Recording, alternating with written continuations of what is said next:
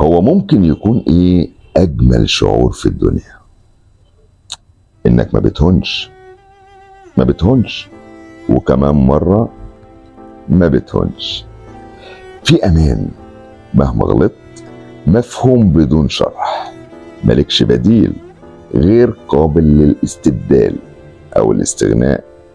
هو في اجمل من كده؟ ما اعتقدش ان في شيء ابدا اجمل من كده.